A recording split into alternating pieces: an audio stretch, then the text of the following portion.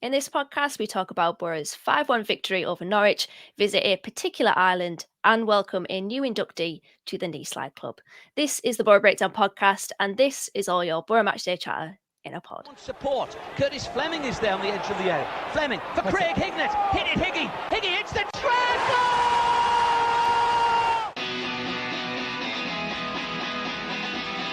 Ravanelli coming alive again.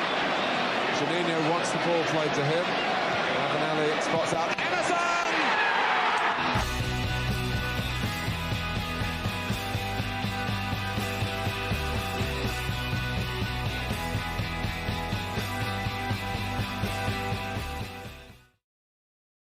Hello and welcome back to the Boro Breakdown podcast. We are the podcast that gives you all of your Boro Matchday chatter in a pod. And I've checked in with the weather girls. It might not have been raining men yesterday, but it was certainly raining goals. The 5 that Boro put past Norwich yesterday means that we are, for now, the Championship's highest goal scorers. Hallelujah. Savour that because it might not happen again. Tom, I think you've just about dried off from selling fanzines outside the Riverside yesterday. I mean, what a game. How are you feeling after it? Yeah, dry, thankfully, knackered. So I'm just about done with any Friday night games now. I mean, I'm not looking forward to the evening kickoff Wednesday, but I think after that it's all generally kind of dinner time, 3:00. So that'll be good and get some proper sleep. But other than that, and enjoying the game, it was great. And what I found kind of really strange was the feeling coming away afterwards, where it was just kind of like, that's pretty normal now. Like, I don't know as well, like if it's just because like my second season as a season ticket holder was like the 8-1 game, but I see us going 4-1 up at half time, going in 4-1 up at half time. Sorry. And I'm like, oh, this could. I sent my dad and I was like, this could be anything. This it could be 7 or 8, and I always have that as kind of the threshold. Now I'm just like, oh, that's really impressive, but like 5-1 should still be impressive. And I'm just kind of like there, like, oh yeah, we've done it before. We've done it against Reading early, 5-0 early this season against Reading. We've done 4-0 against Preston. Like it just. I don't know. I don't know what the right way kind of looking at this is, but I don't feel like I appreciate as much as I should now, because it's just it happens so commonly. But what I do really appreciate is the fact that we are now the Championship's highest scorers, and I think just looking at that, it's to do with the work that Carrick's done for sure. Because I mean, we've had 2 managers this season, but I don't think you can attribute a lot of that to Chris Wilder. I don't remember what our record was when he left, but I can't imagine it was very good considering some of the performances we'd seen up until that point. I'd been to 2 away games against Reading and Coventry and seen 2 1-0 losses and boring football. So it's credit to the work that Carrick and the coaching team have done. Yeah, it's really interesting that you say that, actually, because I think this has become our normal, hasn't it? There was just an air of normality about it, that this is just what Boro do. And I think I don't want to kind of come on to a little bit of a negative, but I did think the atmosphere was a bit flat yesterday, considering that we put 5 past the team. And I just, maybe that does come into the conversation, what we're saying there about how this is just the Middlesbrough now. This is the new Middlesbrough that we're sort of used to. And personally, I'll never take this for granted, because I said on Tees yesterday that this is the Boro team that I've always dreamt of. One that can score goals, and the fact that, I mean, let's be honest, Burnley will probably score today and become the league's highest goal scorers again. But the fact that right now, as we sit here recording this podcast, Boro have scored more goals than anyone else in the division. That is, I don't think anybody outside of a Boro persuasion, outside of the Boro bubble, can fully understands how weird that is. Because I remember the Millwall game during the lockdown season, because there's a few Boro moments that just stick in my memory. And that one does, because we scored 3 goals in one half. And that just does, back then, that just did not happen. We did not score goals 3 in a game, let alone 3.5. And now we're scoring 5 in a game, we're scoring 4.5. It's absolutely brilliant. And, I'll never ever take that for granted. The fact that Burnley could go back to being top scorers like later today when they play, but we've given them a head start during the season as well, and we Yeah. still like caught them up. But yeah, I get what you're saying about like not taking it for granted. That's what I have to kind of keep telling myself in my head now, because like I say, I didn't feel like I appreciated that game as much as I should have done, because I've seen it quite a few times this season. But I think we knew at the start of the season we had that sort of ability in the team. We've added to it in January with the additions of Archer and Ramsey. Not so much Barlaser, because he hasn't had too much of a chance to make that impact yet. But we've added that firepower in, and it's just helped us even more. The fact that now we could end up with Tuber on 30 goals at the end of the season, and then Force and Archer both getting double figures. Like, I don't, I never thought I'd be seeing that happen to Boro outside of me playing Football Manager. Like, Mm. happen fairly regularly on stuff like that, but never in real life. Yeah, it's a pinch me, I'm dreaming sort of thing, isn't it? But it was a strange game yesterday because, you put 5 goals past a team, you'll probably then say, 5-star performance. But I didn't think Boro were as good as we've seen them this season. So what did you make of the display yesterday?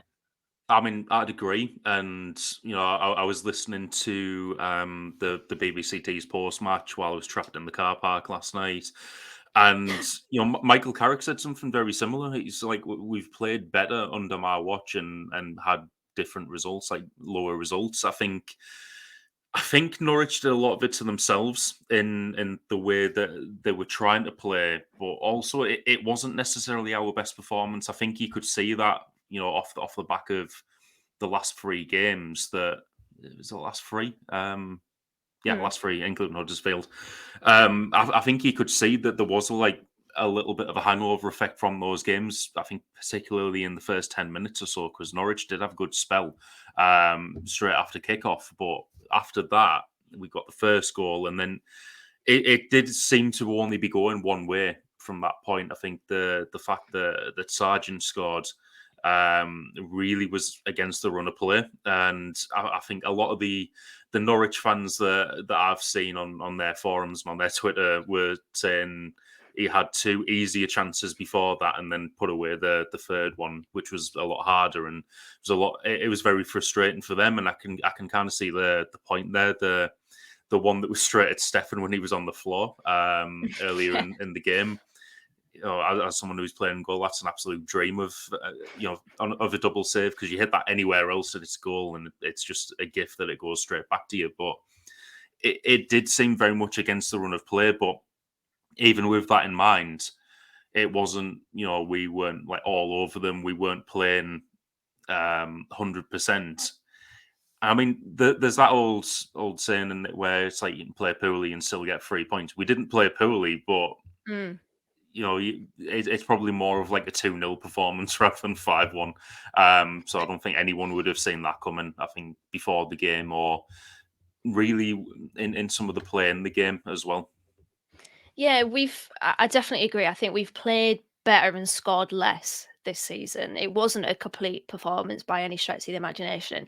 I think the narrative of this game is that we were clinical. It wasn't complete, it was clinical in, Boro in front of goal. And I was quite I was scratching my head at Norwich's setup, to be honest, because their wide players were very, very wide at times. And playing against a team that operates so well and is so dangerous in the half space in the central area as we are, that just seemed really like it was always going to backfire, in my opinion. And defensively, they were a complete shambles.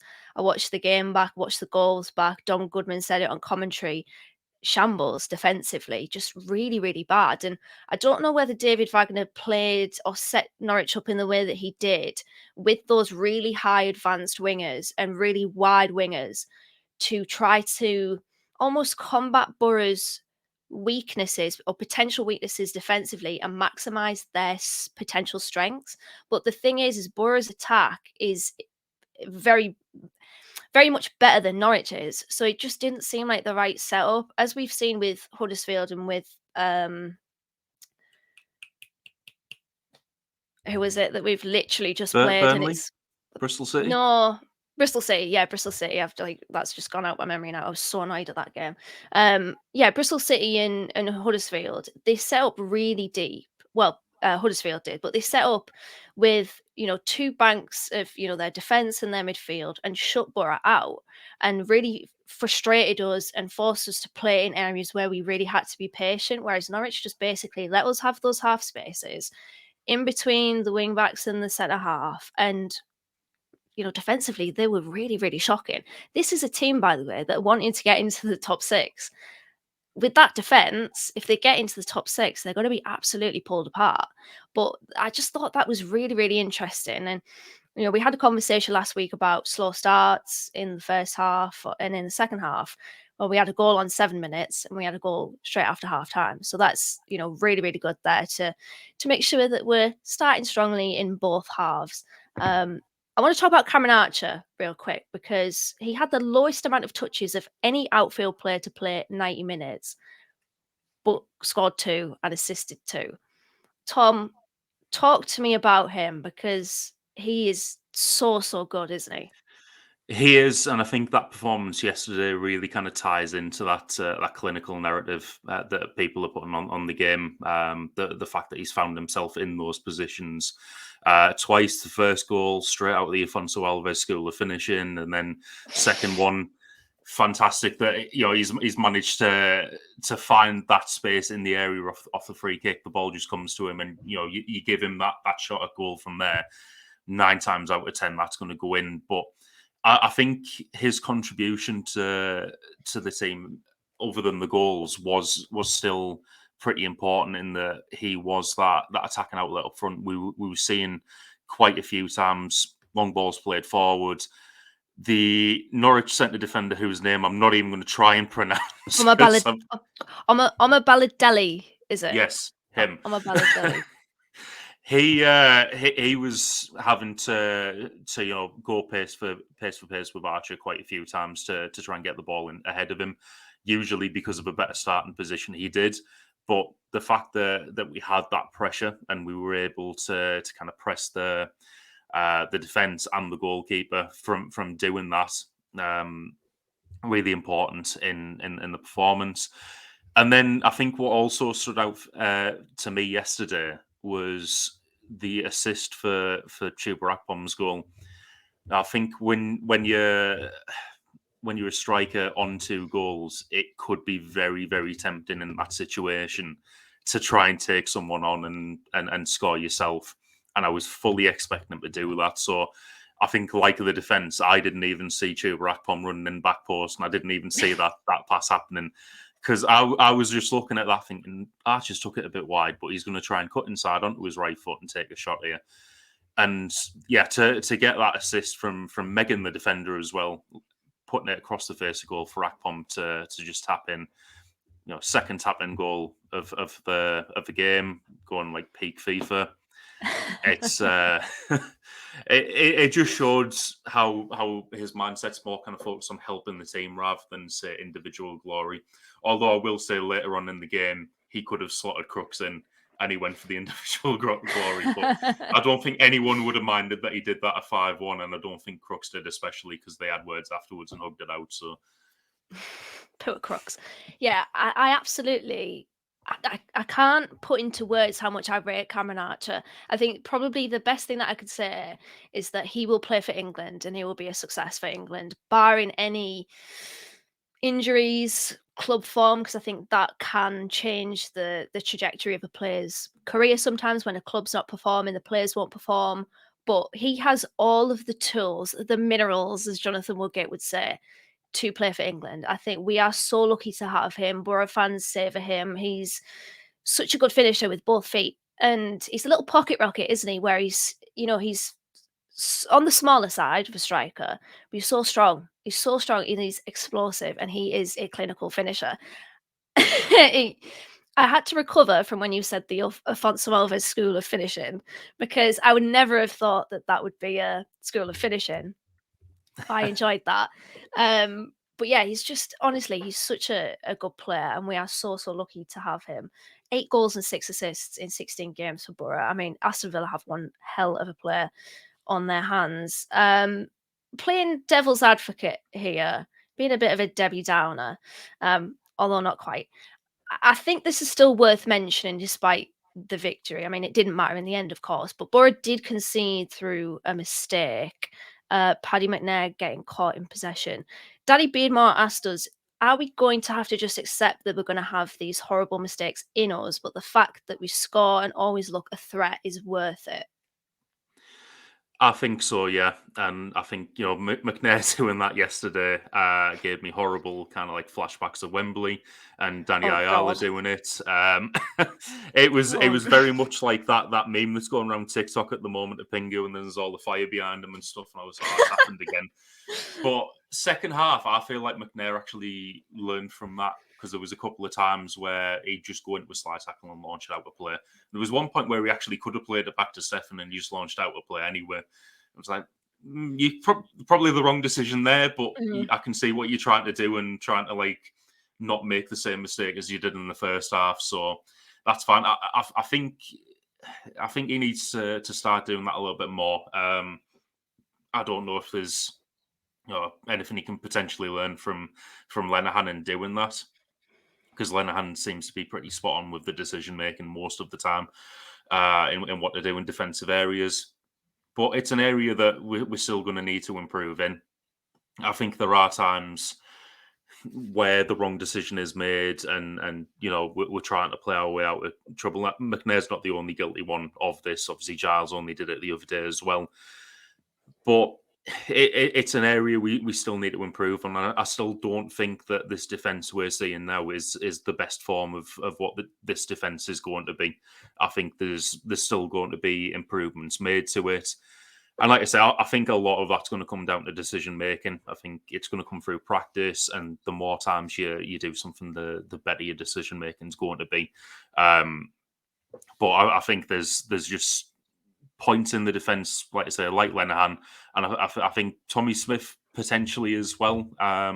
Just using that experience and kind of knowing what to do, should be able to kind of help guide the others in the defence through it. But I think at the moment we should be pretty comfortable in the fact that we can outscore teams. But like I said, there's still work to be done with the defence, and they can still get better. So hopefully we're not too far away from the point where we're like, yeah, we can outscore teams, but we're also strong at keeping them out as well. Yeah, I do want to pick up on something that you mentioned there, the credit to Paddy McNair, because yes, it was a mistake. And there was a big discussion in our Telegram chat of, was it Lenihan's fault for his pass towards McNair, or was it McNair? I think it was McNair's fault, to be honest. I think potentially clutching at straws there to deflect that blame on Lenihan. But I just want to really credit McNair, because I thought he recovered from that. And he's come under some criticism this season for his performances. He was good in the second half defensively, and I think that's massive credit to him, because he has come under quite a bit of criticism this season, and particularly of late as well. And yes, he did make that mistake, and I think he'll know that, but his recovery from that I thought was really good. So credit where credit's due. I think if we're in the vein of criticizing players when they make a mistake, it's only right that we give them praise when they play well as well. So I thought, hats off to Paddy McNair for that great recovery after making that mistake. A little bit of a bad note as well. I know I'm trying to be nice and be jovial and happy, but we did get a few injuries. I don't really think that this needs to be discussed in depth, because we all know that they're blows. But Fry is injured. McGree did his ankle in training in the build-up to this game, and Ramsey and Force both picked up injuries in the game against Norwich. Alex Mowatt was one of the players that came on yesterday for Ramsey. Jez Dunn did say that he really wants us to mention Alex Mowatt in the praise and place. I'm going to upgrade that slightly. I think we really need to talk about him in isolation. Tom, how did you think Alex Mowatt fared yesterday? Because when I saw that he was coming on, a few eyebrows were raised around me. Let me just put it that way. But he was really good yesterday, wasn't he? It was. I think it was the same around where I was sat, and for my part, I was just trying to figure out where he was even going to fit in. Yeah. Because I was looking at other options on the bench. I was like, surely you could put Jones left wing. You could put Crooks on and kind of like move Archer there or something like that. But when brought Moore on and moved Hackney forward, I was like, okay, this is interesting. Wonder how this is going to go. But it did go well, and Moore played well. To cap that up with an assist, and also an assist of an assist with the the tackle he made for the 5th goal, I think kind of sums it up. And you said something on the T's phone in yesterday, which I kind of really agree with. That Mo is a good player, and he hasn't just became bad overnight or anything like that. He hasn't had the chance to show what he can do in this system. But if you look at where he's been previously, I mean, I always rated him when he was at Leeds and Barnsley, to be fair, but like he was a very important player for those teams. And I think just because he's not been in the starting 11 recently, or not really regularly at all this season, he has been a bit of a bit part player. It doesn't take away from the fact that he is still a very good player and he's still a very good option. It just shows the strength and depth that we have, to be able to bring on former Barnsley club captain who was incredible for them off the bench and have that sort of impact in a game like we saw yesterday against Norwich.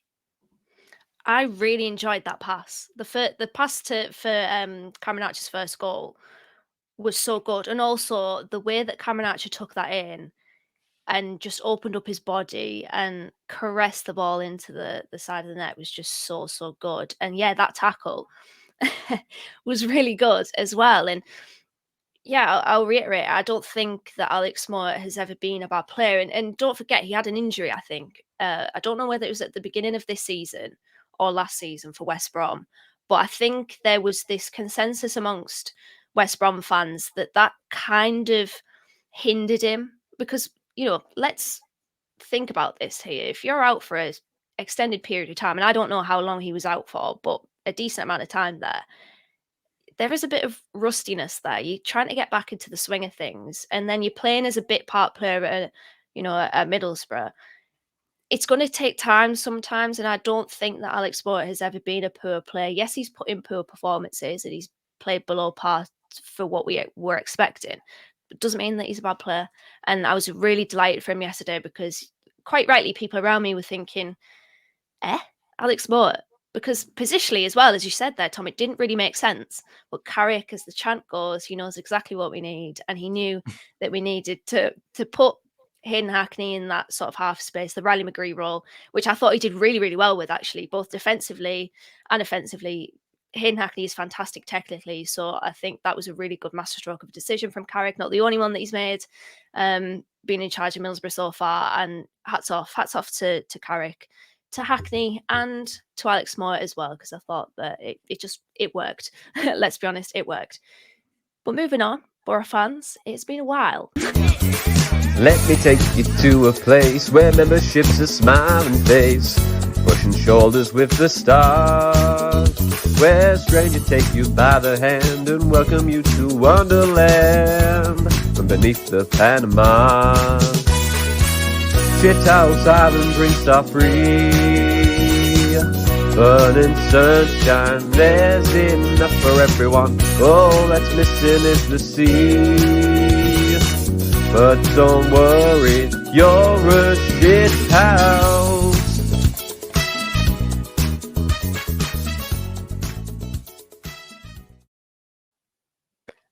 Aaron Ramsey, welcome to Shithouse Island. Scores a goal, makes a beeline to the Norwich fans, sucks up the moment, and then gets crocked. Really enjoyed that. As soon as it happened, I was thinking, yeah, you're straight on Shithouse Island. But he's there. The people on YouTube do a little Where's Wally? Aaron Ramsey is there. He's on Shithouse Island. It's been a while. I can't actually remember the last person that made the trip over to Shithouse Island. It might have been, I can't actually remember. It's been that long, but I'm glad that we've got somebody else on Shithouse Island. I really enjoyed that moment.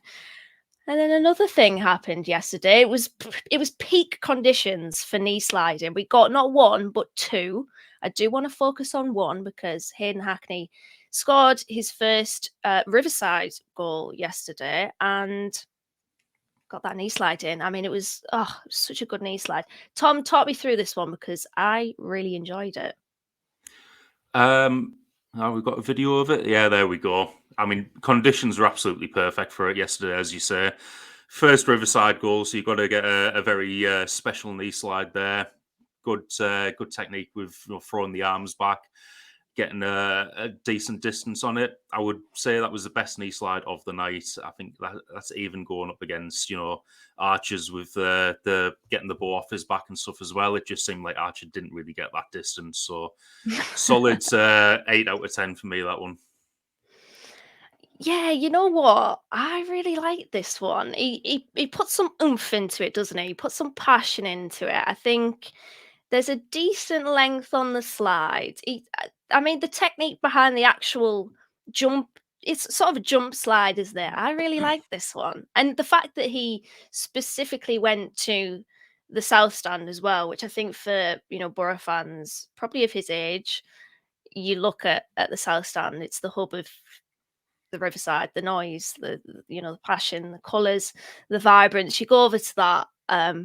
I'm going to say, I'm going to say 8.5. I think that was a really good one from Hayden Hackney, and hopefully we could see more inductees to the Knee Slide Club. Please let us know how you would rate the knee slide from Hayden Hackney yesterday. Get involved in the comments and on our socials. But before we move on to the Praise of Place, I just want to mention our fundraiser for the Motor Neuron Disease Association in memory of my lovely mum, who I just know would have reacted to that game yesterday saying, bloody hell. I feel like that would probably be her 3 words, but we are so close to hitting our target of 3,000 raised for such an amazing charity.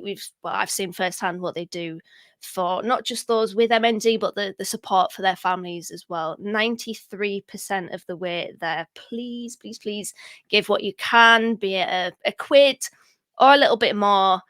It would be fantastic because we are winding down on this fundraiser. We're going to end it in around June. So yeah, please get involved and give what you can. But yes, the Praise in Place is the next destination for us. Tom, Nick, Anthony, James, Phil, Zach, Chris, I feel like Whitney Houston at the BAT Awards. They all said Alex Mott. Paul said McNair, solid second half and decent overall tonight after getting stick recently. Tom, who gets your place in the Praise of Place this week? Well, I'm having a bit of the opposite situation that I had last week, in which I didn't really want to put anyone in the Praise and Place, and now I kind of want to put everyone in the Praise and Place. I think for me, the main standout is Hayden Hackney. For the last 3 games, I felt like his performances weren't great, and I felt like they weren't kind of coming up to the high standards he set for himself this season. But I thought he was fantastic yesterday to cap it off with a goal as well. Every time I watch that goal as well, I'm just like, I can't get over how good the finish is. As modest as he was trying to be in his BBC Tees interview yesterday, where he's like, just hit it and it went in.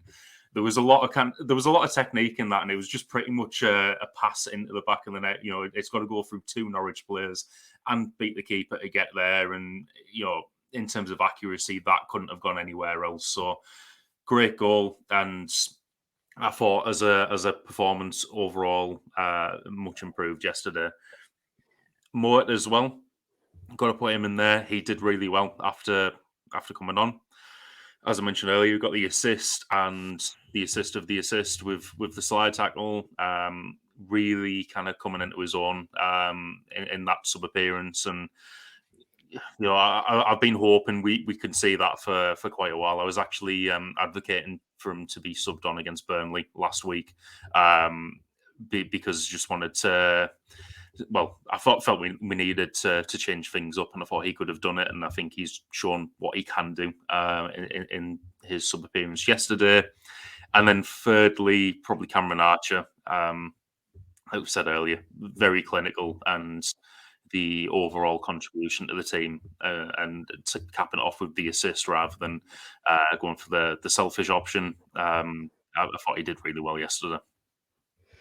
Yeah, I mean, it's always a great headache to have, isn't it, when we're looking at the praise of place and wondering who we actually want to put in there.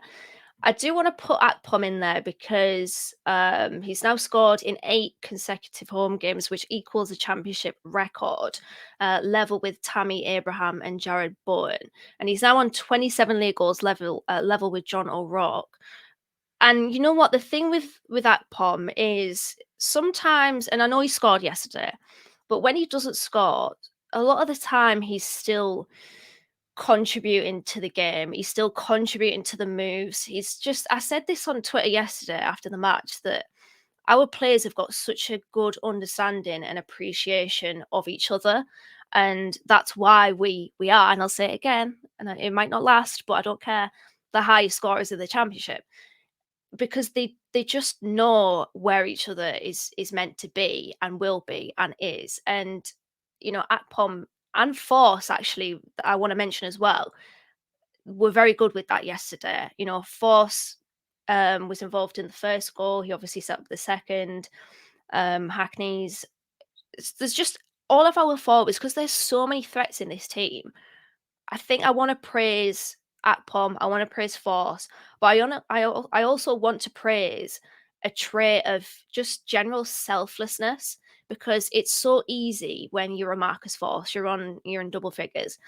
When you're Tuber Akpom and you're hunting down 30, when you're Cameron Archer and you're in such a good goal scoring vein of form, you know, when you're Aaron Ramsey, when you're McGree, you know, the amount of threats that we've got in this side is unbelievable. It's so easy to maybe go for the glory, go for your own story, your own narrative. But this team is a team, and this attack specifically is an attack full of selflessness, and they're in it for each other. And you can tell, you can see when they score, you know, when Chibrat scored, straight over pointing to Cameron Archer, you know, straight over pointing to Aaron Ramsey. There's just, you can tell it's just a really, really, really good team that just love playing alongside each other. So I want to put Chibrat in there for that record.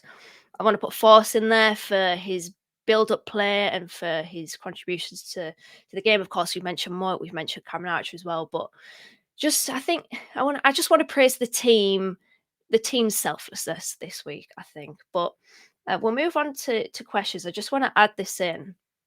Our questions towards this end of the season are basically just full of, why are we so massive? So we've we've kind of gone away from the questions a little bit.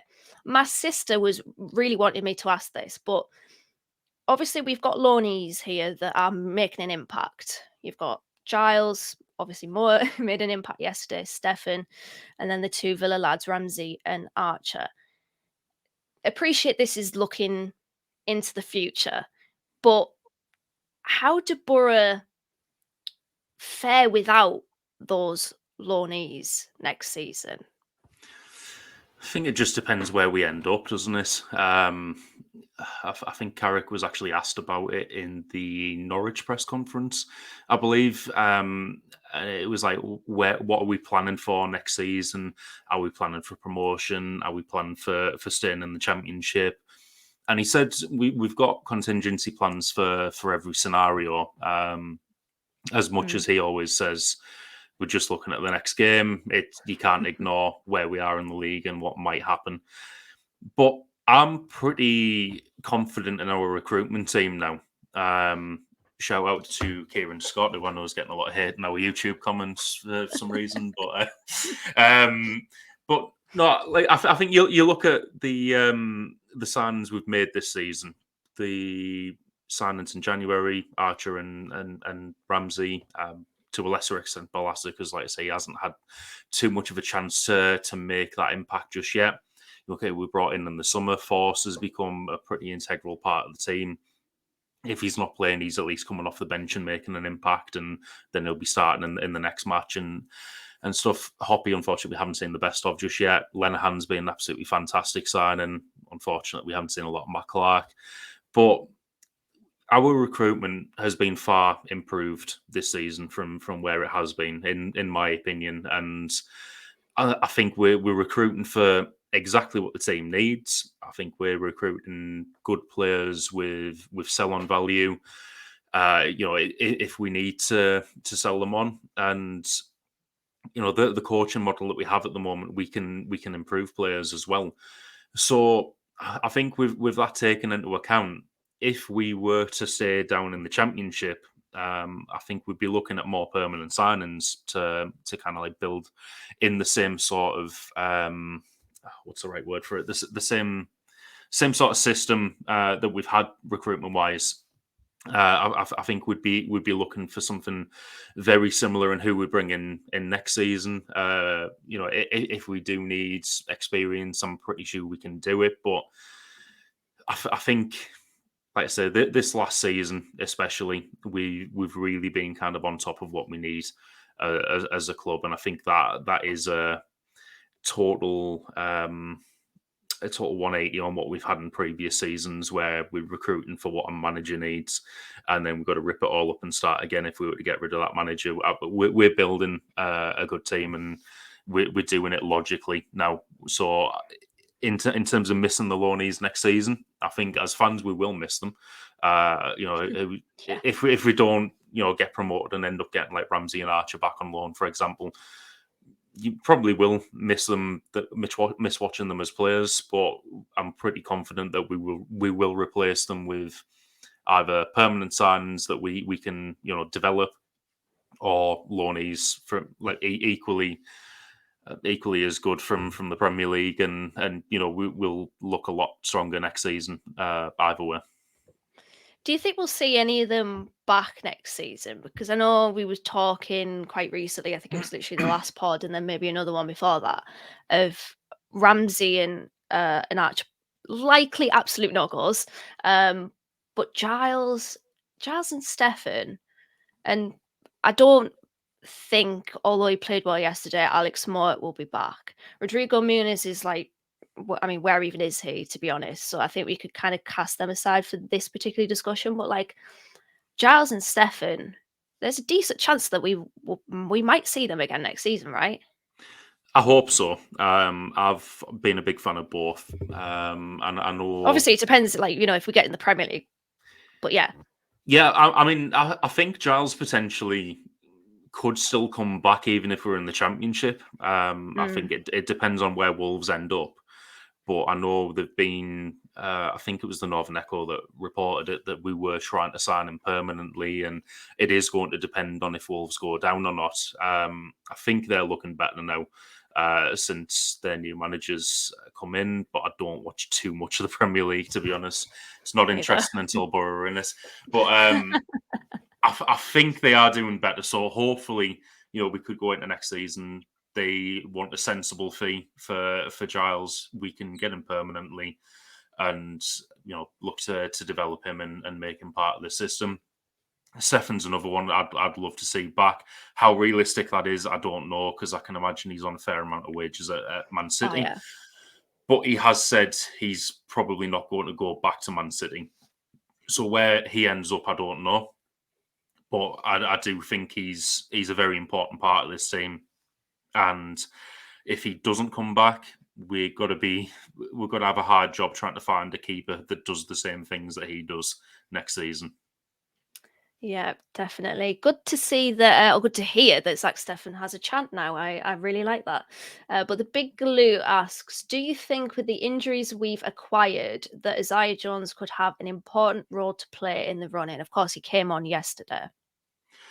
I hope so. It's going to depend on him getting back to his best in terms of form. Obviously, he's had a spell out of the team. Before that, he wasn't exactly in the best form that he's ever been in. Had proper second season syndrome. But it just shows what a good problem it is to have. Hopefully, Force isn't out for a long time. He did look like he was putting in a lot of effort yesterday. He obviously plays on the same second half, playing on the same side that we both sit on. And I don't know if you noticed this, but he was really kind of blowing when he was chasing people down. I can imagine running on that pitch when it was wet is like running on Seaton Beach or something like that. But but hopefully he's not out for too long. But if he is, the fact that we've got, arguably one of our best players from last season to fall back on, it's a good squad depth problem to have.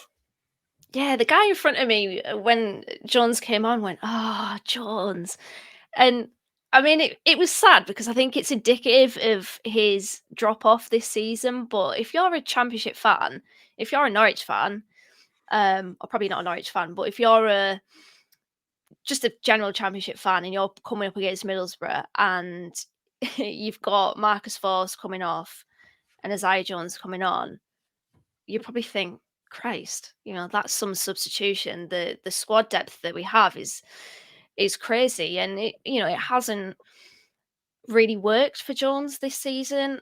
I have said before that it's just different, and don't be surprised when different is met with a completely different sort of performance from a player, because things have changed a lot. Manager, system, formation, we've tweaked the style of play a little bit. It's just different, and it's going to be different for Jones.